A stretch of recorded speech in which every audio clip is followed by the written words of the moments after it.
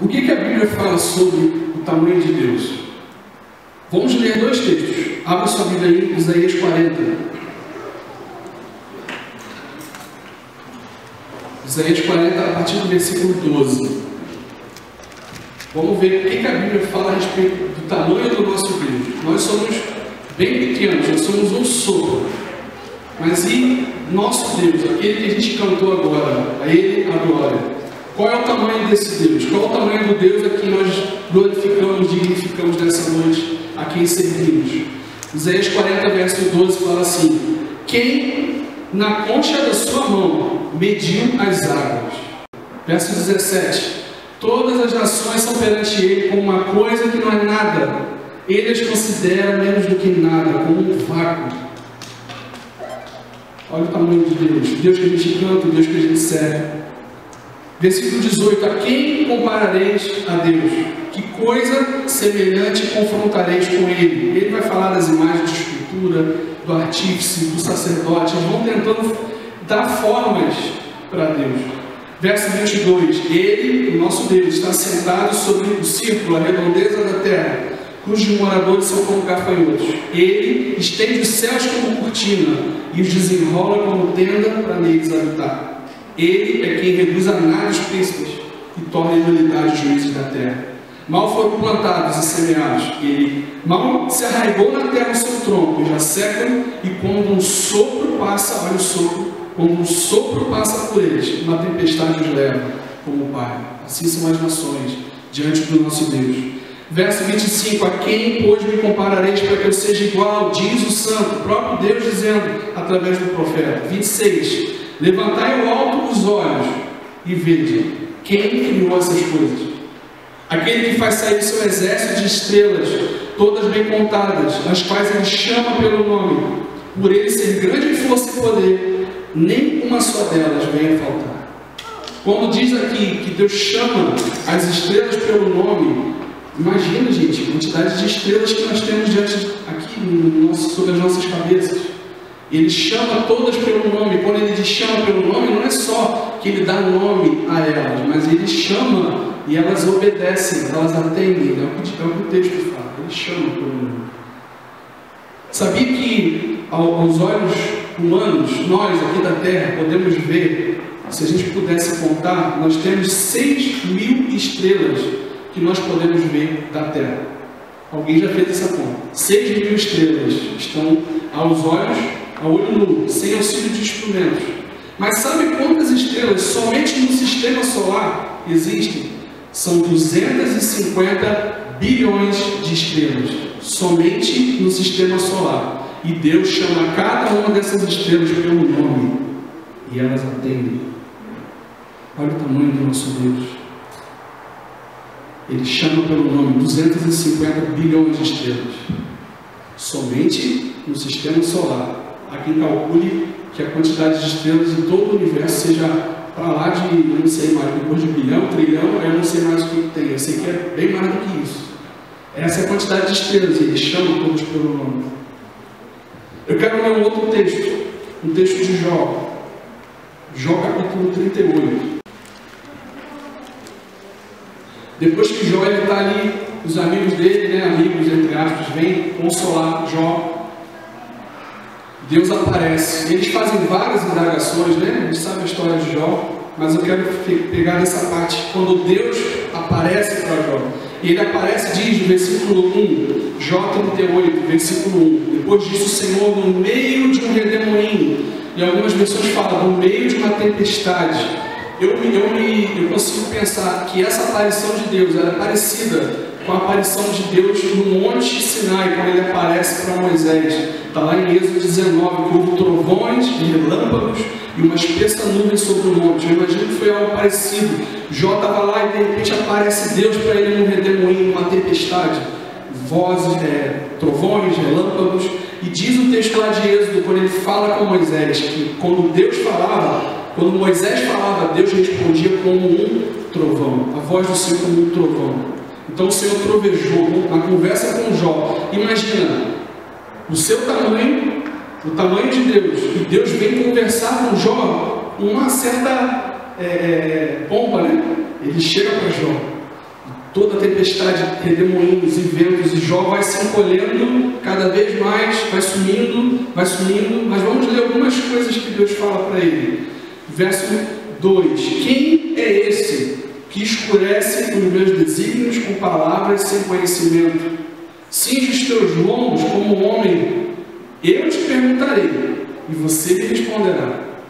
É como se Deus estivesse falando para ele: olha, se arruma como homem, nós vamos falar agora frente a frente, tipo de homem para homem, vou falar umas verdades para você e você me responde como homem. Só que na nova versão internacional, a NVI, a versão fala: prepara-te como um simples homem que você é. Você é somente um homem, mas se prepara, porque eu vou fazer perguntas e eu quero que você me responda. E as perguntas de Deus são simples, tá? Versículo 4: onde você estava quando eu lançava os fundamentos da terra? Diz-me se tens entendimento, Jó. Quem pôs as medidas, se é que você sabe? Quem estendeu sobre ela o cordel? Sobre o que estão fundadas as suas bases? Aonde está a pedra angular da formação e da criação da terra? Quando as estrelas da alva juntas alegremente cantavam, rejubilavam todos os filhos de Deus. Quem cerrou o mar com portas quando irrompeu da margem, quando eu lhe pus nuvens por vestidura e escuridão por fraldas, quando eu lhe tracei limites e pus ferrolhos e portas e disse: até aqui virás e não mais adiante, até aqui se quebrará o orgulho das tuas ondas. Não sei se vocês souberam, mas houve a ciclovia lá no Rio de Janeiro, teve uma catástrofe, uma tragédia, né? E foi, um pedaço da ciclovia foi abaixo, pessoas morreram pela força da onda. Pela força da onda, destruiu aquela estrutura como se não fosse nada. E Deus, ele falou: onde você estava, Jó, quando eu disse para as ondas: ó, vocês vão bater sempre até aqui, daqui para cá vocês não passam. Onde você estava, Jó, quando eu criei a terra? Verso 16: por acaso, Jó, você entrou nos mananciais do mar e percorreu o mais profundo do abismo? Jó, você já foi ao mais profundo do abismo? Sabe qual é o ponto mais profundo da terra, do mar, debaixo d'água? Ele fica na fossa das Ilhas Marianas, que é no Oceano Pacífico. Sabe qual é a profundidade? São 11.500 metros, é o ponto mais profundo da terra nos mares. Aí Deus está perguntando: Jó, você já foi lá? 11.500 metros abaixo, você pega o Monte Everest, você coloca lá e ainda fica faltando 2.000 e poucos quilômetros, né? 2.000 e poucos metros, 2 quilômetros e pouco ainda de altura para chegar na superfície. Olha o tamanho do nosso Deus. E ele diz para Jó: você é um simples homem, Jó. Você está falando, Jó, de coisas que você não entende. E você pega e vai lendo o livro de Jó, você vai vendo isso, os amigos de Jó vão falando coisas que eles não entendiam. Versículo 21, Deus aqui, ele brinca, né? Lógico que ele está brincando, né? Ele não está falando sério com Jó, né? Como é que Jó vai responder isso para ele? Mas no versículo 21 é engraçado que ele fala assim: você sabe, Jó, porque nesse tempo você era nascido. Porque é grande o número dos teus dias. O que Jó falou no outro texto lá que a gente leu? A minha vida é como um sopro. E Deus, ele fala com Jó: Jó, você sabe, Jó. Você sabe responder essas perguntas. Você estava lá. Você já era nascido. Tirando um salvo do próprio lamento de Jó ali. Que eu sou um sopro, eu sou nada. Não, Jó, você é assim. Você estava lá. Ele está sendo irônico aqui. Muito incrível isso aqui. O que Jó responde? Quando ele consegue dizer alguma coisa? Jó, capítulo 42. Se você pega ele 38, 39, 40, 41, é Deus falando, perguntando. Jó, tipo, né? Jó foi encolhendo assim, homem-formiga, ficou, sumiu. Aí no 42, depois que Deus faz todas as perguntas para Jó, e aí Jó levanta a mãozinha lá, imagina, sei lá, ou nem isso. Ele responde: eu sei que tudo pode. Eu acho que Jó fala isso de uma maneira muito reverente e muito fragilizado. Já estava de saúde fragilizado, ele já estava Mas ele fala, eu sei que tu podes, nenhum dos teus planos pode ser frustrado. Quem é aquele, como disseste, que sem conhecimento encobre o conselho? Na verdade eu falei do que eu não entendia. Coisas maravilhosas demais para mim, coisas que eu não conhecia. Escuta-me, pois havia dito e eu falarei. Eu te perguntarei e tu me ensinarás. Eu te conhecia só de ouvir falar, mas agora os meus olhos te veem. Eu fiquei... Deus me pegou nesse versículo 3. Eu falei de coisas que eu não entendia. E eu substituí, eu falei por canto de coisas que eu não entendo. Nós cantamos a Ele agora, a Ele agora. Mas será que conhecemos? Será que entendemos o que estamos cantando? Esse não deve ser uma pedra para matar você, não. Ao contrário, isso é um combustível. Peraí, Deus está me dando uma oportunidade de cantar para Ele a partir de uma base e de um conhecimento. Porque Deus amou o mundo de tal maneira que deu o seu Filho unigênito, para que todo aquele que nele crê não pereça, mas tenha a vida eterna. O que nós lemos de manhã, João 17,3. E a vida eterna é esta: que conheçam a Ti, o único Deus verdadeiro, e o Filho Jesus, a quem enviaste. A vida eterna é conhecer. Você e eu já vivemos a vida eterna. Já estamos nesse caminho de conhecer e de, quem sabe, um dia, talvez, possamos responder algumas dessas perguntas que Deus lança. Talvez, depois de uma eternidade, porque Deus ele é de eternidade a eternidade. De repente, passando uma eternidade, a gente consiga responder algumas dessas perguntas. Você já parou para pensar que Deus está te dando uma oportunidade de conhecer aquele que criou todas as coisas, aquele que coloca os mares na palma da mão, aquele que chama as estrelas pelo nome e elas obedecem a sua voz? Vamos parar para pensar um pouco nisso? Fecha os seus olhos e fala, pensa assim, quem eu sou e quem Deus é. Pensa nisso. Você, como o Senhor é grande, como eu sou pequeno, sou um simples homem, sou um ponto em um ponto nesse universo. E o Senhor me dá a oportunidade ainda de conversar comigo. O Senhor ainda se dá ao luxo de sondar quem eu sou, o meu coração.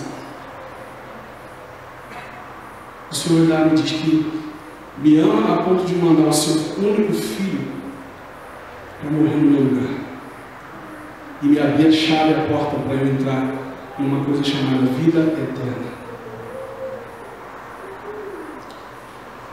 Você pode aí com as suas palavras, do seu jeito, adorar e agradecer esse Deus tão grande, e você dizer, Senhor, muito obrigado, porque o que eu sou,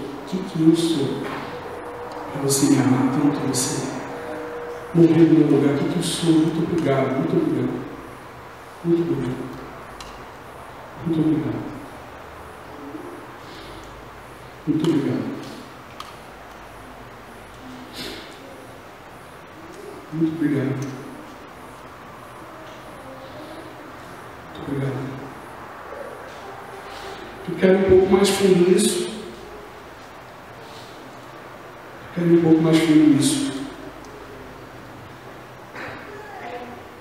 Você sabia que por segundo no mundo hoje nascem 3 pessoas? Por segundo.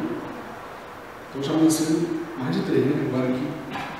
Por minuto são 178. Por hora são 10.665 pessoas que nascem na Terra. Por dia são 255.953 pessoas na Terra. Em 2 horas de reunião, a gente está aqui, talvez termine a reunião em 2 horas, vão ser 21.600 pessoas nascendo na Terra. E Deus, assim como as estrelas, Ele conhece cada uma. Ele chama pelo nome as estrelas, Ele chama pelo nome você e eu. Diz a Bíblia que Jesus ele fala que até os cabelos da vossa cabeça estão todos contados. Isso multiplica por quanto? Porque quantos fios de cabelo você tem? Cada um tem. Então Deus chama todos pelo nome e Ele conta cada fio de cabelo que cai de cada um de nós, de sei lá de quantos mil, bilhões, bilhões. Ele sabe de tudo. Ele é grande, irmão. Ele é grande, Ele é grande. Eu sou um simples homem, mas Ele é grande. Antes de prosseguir nisso, eu quero lembrar que quando Jesus ele fala as bem-aventuranças, qual é a primeira bem-aventurança? Vamos lá. Primeira bem-aventurança, não vai ler, Mateus 5, versículo 3. Bem-aventurados os pobres de espírito, porque deles é o reino dos céus. E pobre, humilde de espírito, significa exatamente isso. É aquele que sabe exatamente quem você é. Essa é uma porta de entrada no reino. Eu sei exatamente quem eu sou. Eu sei que eu não sou absolutamente nada. E que Deus, com a sua muita graça e muito amor, Ele me alcançou e me salvou. E Ele me permitiu entrar na vida eterna. Eu sou um simples homem. Pobre, de espírito, fraco. Nada. Mas nisso, reconhecendo isso, eu sou bem-aventurado. Reconhecendo isso, eu sou feliz na minha vida, no tudo que eu faço. Bem-aventurado tem a ver com uma boa aventura. Você já viu como é que é uma aventura, uma história de aventura? O personagem está lá, né? O Hobbit está lá no seu condado, feliz e tranquilo, alegre. E aí aparece lá o mago, Gandalf fala, olha, tem uma aventura para você. Aí eu vou nessa aventura, ele vai na aventura, ele passa 3 filhos, né? Nessa aventura, depois mais 3 filhos na trilogia original. Mas a aventura, ela tira você de um ponto de tranquilidade, te leva a uma jornada, que nessa jornada você vai alcançar algo lá no final, mas que durante o processo da jornada é que é legal, porque é o momento que você vai se descobrindo, você vai se afirmando, você vai conhecendo. Deus diz o seguinte, aquele que sabe exatamente quem é, que é pobre de espírito, esse tem uma boa jornada, tem uma boa aventura, tem uma história de altos e baixos, de emoções fortes, de alegrias, de tristezas, mas que no final ele sabe que vai ser bem sucedido, ele vai chegar ao seu fim. Esse é o bem-aventurado, ele é feliz, ele sabe que ele está no caminho certo, ele sabe que o time dele vai ganhar, o seu time vai ganhar. Você já está no time dos vencedores. Isso já te dá a situação está pior possível. É igual ao filme. Os mocinhos estão perdendo a batalha. Já era. Vai dar ruim isso aqui. Aí acontece alguma coisa na última hora. Aí eles safam, eles conseguem alcançar o êxito da jornada. Deus é assim com a gente. Então é bom e é feliz aquele que alcança o fim da jornada, mas ele sabe quem é. E eu sei que eu não sou nada. Eu quero falar um pouco mais sobre essa presciência, essa onisciência de Deus. Deus ele nos fez a partir do seu próprio ser. Diz um teólogo chamado Arthur W. Pink, ele fala assim, Deus não nos amou porque nós o amávamos. Deus nos amou antes de termos uma só partícula de amor por Ele. Deus não nos amou porque nós amávamos Ele. Não, Ele nos amou primeiro. E Ele nos ama antes da gente sequer existir. Quer ver? Jeremias 1. Abre lá, Jeremias 1, 5.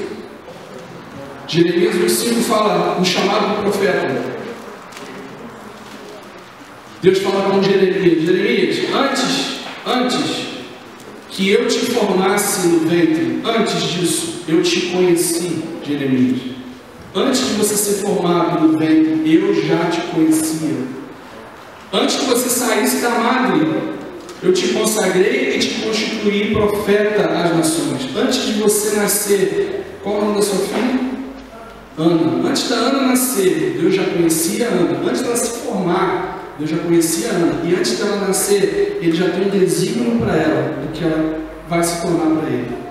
E assim foi com todos nós. Ele já sabia.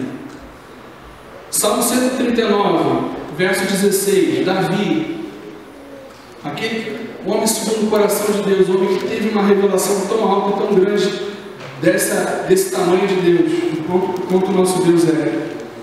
Salmo 139, verso 16: os teus olhos me viram a substância ainda informe, e no teu livro foram escritos todos os meus dias, cada um deles escrito e determinado, quando nenhum deles ainda havia. Os seus olhos já me viram. Eu não era absolutamente nada, mas você já tinha escrito no seu livro todos os dias da minha vida. Esse é o tamanho do nosso Deus. Isso eu acho que tranquiliza você, não? Acho que devia tranquilizar, assim, um pouco. Cara, Deus está absolutamente no controle. Absolutamente no controle.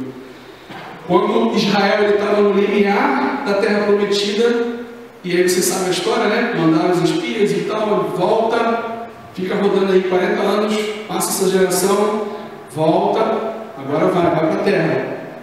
E aí eles estão nesse momento, nesse ponto, Deuteronômio 7, versículo 6, Deus ele fala através desse cântico, que é Deuteronômio, é um cântico, e ele fala: tu és povo santo ao Senhor, o Senhor Deus te escolheu para que fosses o seu próprio povo, de todos os povos que há na terra. Não teve o Senhor afeição por vocês, nem escolheu vocês porque eram mais numerosos, porque vocês eram o menor de todos os povos, mas porque o Senhor amava vocês, para guardar o juramento que fizeram com seus pais. Deus não escolheu Israel porque eles eram uma grande nação, um grande povo. Eles não tinham nem terra, eles estavam andando de um lado para o outro. Deus os amou, fez uma aliança com Abraão, e a partir disso ele nunca se desviou disso, nunca desviou o seu amor. Diz o texto, como eles entraram, Davi traz o tabernáculo, ele traz a arca para Jerusalém de volta, Davi edifica o tabernáculo de Davi. Eles cantam o primeiro cântico, eles cantam ao redor da arca, no tabernáculo de Davi. E no momento do cântico, do hino, eles cantam assim: em pequeno número, pouquíssimos e forasteiros nela andavam de nação a nação, de um reino para o outro, mas por amor deles, está falando dos patriarcas, repreendeu reis, dizendo: não toqueis os meus ungidos, não maltrateis os meus profetas.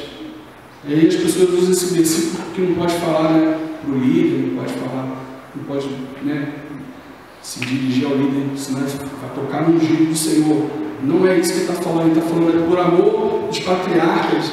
Eu pus uma ordenança. Eles não vão, ainda que sofram problemas e guerras e lutas, por amor deles, eles vão ser preservados. E estão sendo preservados até hoje. Eu quero ler mais alguns textos para a gente terminar. Malaquias 1.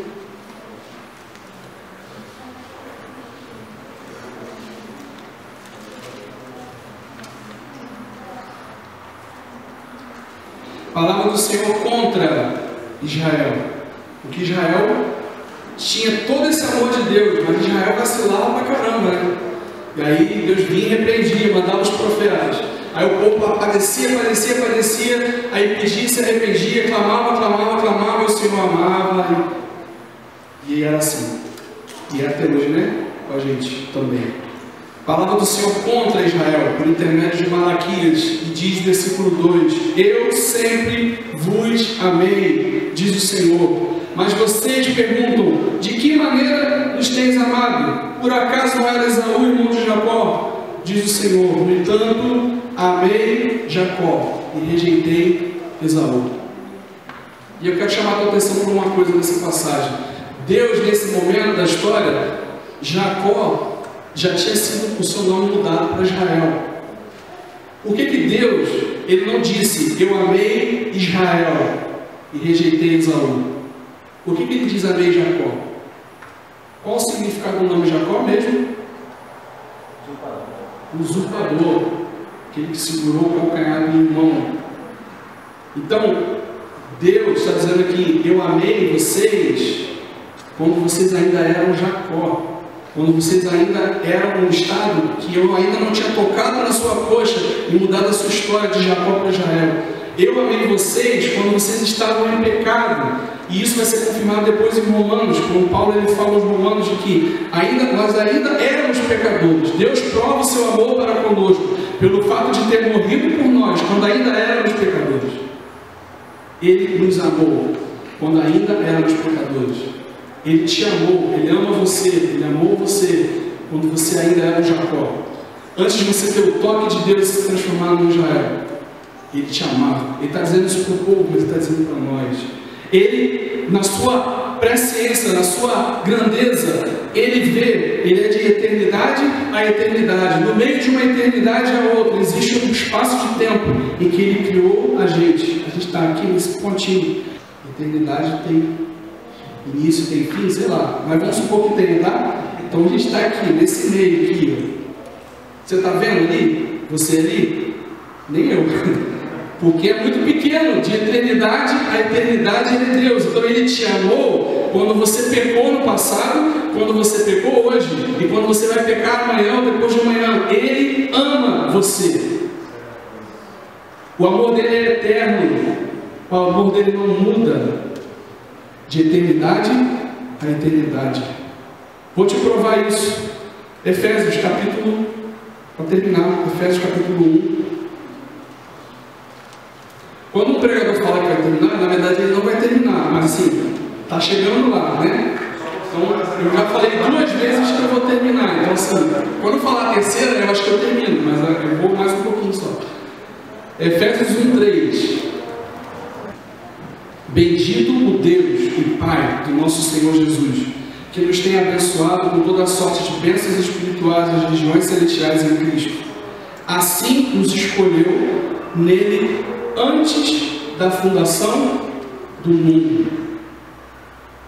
Você já parou para pensar nisso? Quando Deus diz lá em Gênesis 1, haja luz. Antes disso, Ele, diz o texto, nos escolheu nele e nos chamou para sermos santos e irrepreensíveis diante dele. Em amor, nos predestinou para ele. Ele nos amava antes de dizer haja luz, o que me leva a uma conclusão. Quando ele disse haja luz, ele estava pensando em você, ele estava pensando em mim. Porque a luz vai ser para os meus filhos. Porque quando eu criar luminares, é para os meus filhos.